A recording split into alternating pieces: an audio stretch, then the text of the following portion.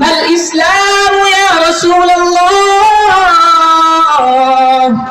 ও আল্লাহর হাবিব, ইসলাম কি জিনিস এই বিষয়ে আমাকে সংবাদ দেন।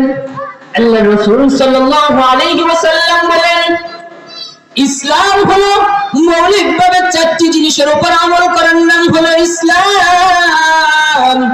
এক নম্বর হলো আল ইসলাম আন তা'বুদাল্লাহ ওয়া লা তুশরিকা বিহি শাইআ।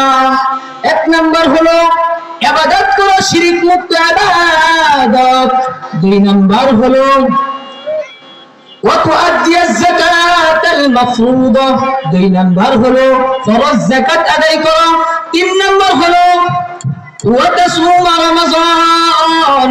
চার নম্বর হলো وتقيم الصلاة المفروضة, ফরজ নামাজ আদায় করো।